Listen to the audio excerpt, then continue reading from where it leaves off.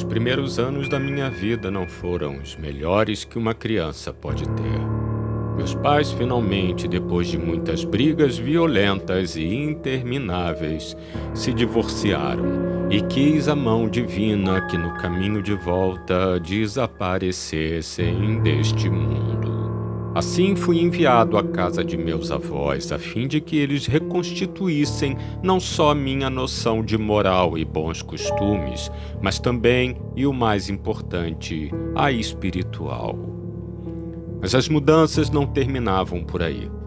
Por força dos acontecimentos, tive que mudar de escola, já que meus avós moravam no Meia, bairro esquecido nos confins suburbanos da cidade do Rio de Janeiro. Enfim, tive que me adaptar a essa nova realidade. Mesmo com o ano letivo em andamento, meus avós me matricularam numa escola que chamarei de RP, a fim de evitar maiores problemas. De um dia para o outro, fui jogado numa turma estranha, sem amigos, sem ninguém com quem pudesse conversar, solitário como os vales da morte devem ser. Se você me perguntar, direi que eu era um jovem absolutamente normal. No entanto, devido a tudo que passei, emanava de minha alma um desespero arrogante, que era em algum nível captado e assimilado inconscientemente pelos outros alunos. O fato é que aqueles meninos e meninas não perdiam a oportunidade de demonstrar o quanto eu era indesejado ali. Um cancro, uma ferida gangrenada que deveria ser removida o quanto antes. Dia e noite tramavam pelas minhas costas, coisas que pudessem fazer para o meu mal e meu completo desacerto. Se fechasse os olhos, veria vultos vampirescos ao derredor, envoltos numa bruma cinzenta, mergulhadas em doce e voluptuoso ódio. Enquanto isso, em minha nova casa, tentava expor aos meus avós o tipo de tratamento que recebia em minha nova escola e o motivo de minha dor e sofrimento. Mas eles, embora se mostrassem compreensivos a princípio, logo se mostravam relutantes quanto às minhas desventuras. Sabia que eles queriam o meu bem, mas naquele momento estavam convencidos que a escola RP, conhecida por seus altos princípios morais, era tudo o que eu precisava. Percebi logo ser inútil as minhas tentativas de mostrar a eles o quanto era difícil viver num mundo hostil, mais do que hostil, perigoso. Mas calma, porque eles se arrependeram muito antes do que eu poderia imaginar. Foi na semana seguinte ao meu ingresso na escola que tive uma surpresa. Cheguei em minha sala, mas ela estava vazia. Não tinha ideia do que havia acontecido, nem onde todos os meus colegas estavam. Fui informado pela professora de literatura que passava bem na hora que as aulas de ciências eram num laboratório que ficava no sótão da escola. Meus colegas estavam lá. E eu deveria me apressar, pois o professor Nerval não admitia atrasos. Lembro dessa professora até hoje, Dona Georgina. Não sei se era um anjo do bem ou um anjo do mal me sinalizando o caminho que deveria seguir a fim de encontrar meu destino e concluir as obrigações terrenas dos quais todos são responsáveis. Claro que cheguei atrasado, pois levei um tempo até encontrar o laboratório, que ficava em meio a corredores mal sinalizados e contrários à luz do sol. Todos os meus colegas estavam sentados, e quando cheguei à porta, vi que em seus lábios brotaram pequenos sorrisos de pura maldade. O professor Nerval era alto, magro, nariz pontudo e queixo retraído, que ele escondia com um pequeno e grisalho cavanhaque. Me lembrou o desenho animado que gostava de ver quando criança.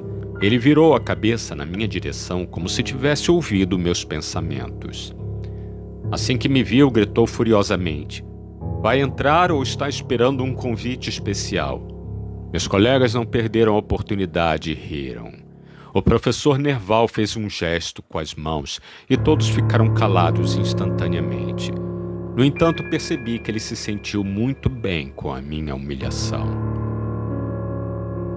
Seu corpo e mente frágeis sobreviviam desses pequenos golpes energéticos que passam, mesmo que impuros, de uma alma a outra, como água estagnada passa pelo filtro velho. Assim que entrei no laboratório, senti um cheiro de mofo e decrepitude, encontrado em mundos inferiores. Poderia suportar por algum tempo. As paredes laterais tinham fileiras distantes e nelas haviam frascos de todos os tamanhos com répteis mergulhados numa solução viscosa e mal cheirosa. Vi alguns lagartos de tamanhos diversos, a pata de um macaco e fragmentos de coisas que não saberia dizer de onde tinham vindo e nem para onde iriam. O acúmulo de energia propõe esse dilema. Como se desfazer de coisas que possuem o embrião da sua sanidade.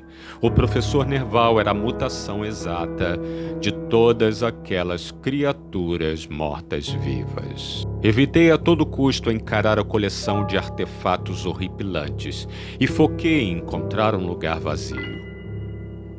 Não era um lugar apropriado para uma turma do tamanho da nossa, e o espaço ficava restrito a poucas carteiras.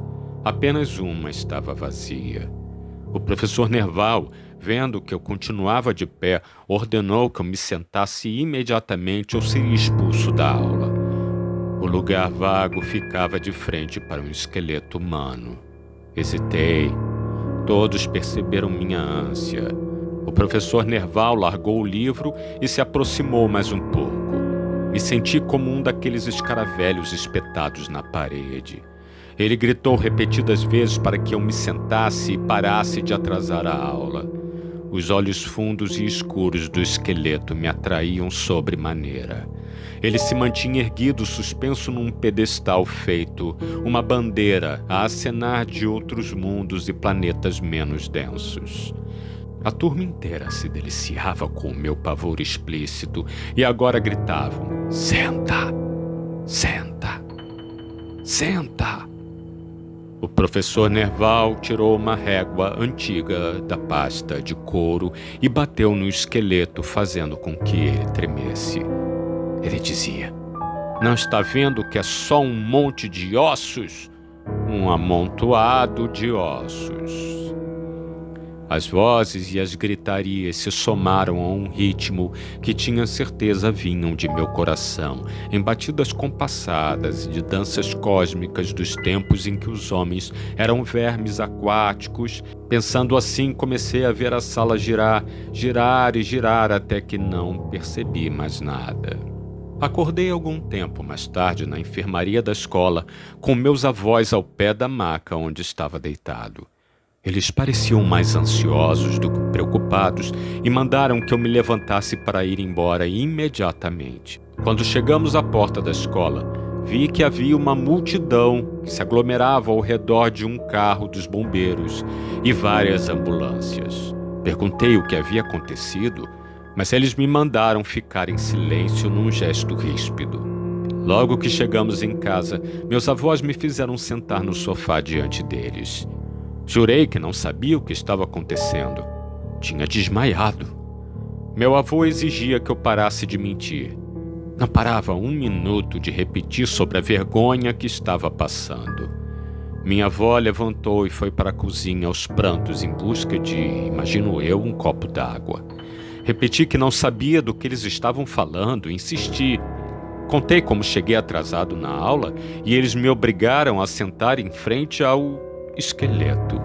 Meu avô ergueu a mão em minha direção como se fosse me surrar ali mesmo ao ouvir a palavra esqueleto. Me acusou de ser afiliado do mal. No meio do caminho retomou a calma e sentou na cadeira que havia posicionado bem à minha frente. O que ouvi a partir dali foi assustador. Seu relato foi baseado no que os alunos que sobreviveram disseram. Meus olhos se arregalaram. Contaram que eu teimava em atrapalhar a aula, e quando o professor Nerval me obrigou a sentar sob pena de ser expulso, Comecei a proferir palavras desconexas numa língua estrangeira, algo parecido com um latim medieval, mágico, do qual os entendidos têm imenso pavor, por ser a língua que resultou no cataclisma da nona dimensão. Enquanto eu proferia tais palavras, o esqueleto ganhou vida e atacou furiosamente o professor Nerval num horrendo espetáculo de selvageria incontrolável. O professor, desfigurado pela criatura, implorava que eu parasse. Alguns alunos na fuga se acidentaram, outros ainda estão paralisados, sem voz, sem reação, como se vissem a cena em looping e dela não pudessem se livrar. Depois do relato, pude ouvir minha avó passando mal e dizendo lá de dentro que estava começando tudo de novo e pedia clemência por sua família. Imediatamente após o relato, disse a ele que não sabia nada daquilo. Não posso ser o culpado por algo que fiz em transe. Meu avô se ergueu calmamente, tirou de dentro da gaveta um livro e disse ter encontrado entre as minhas coisas. Era o chamado Grimório de Salomão. Disse a ele que nunca tinha lido. Era apenas um livro curioso. Ele se sentou e levou as mãos à cabeça. Quando retomou o fôlego, disse que conversaríamos mais tarde. Horas depois, meu avô me informou que eu iria para a casa de uma tia em outra cidade. Me aconselhou a jogar aquele livro fora e começar uma vida nova. Arrumei minhas poucas coisas e, com o dinheiro para o ônibus, disse adeus. Acho realmente que não acreditaram quando eu disse que não lembrava de nada que havia acontecido ao professor Nerval e aos demais alunos. Na viagem para a casa de minha tia, só pensava em como seria ir para outra escola e ter que encontrar os mesmos alunos malvados, os mesmos professores. E eu, no meu íntimo, dizia: não vejo a hora de chegar à próxima aula de ciências.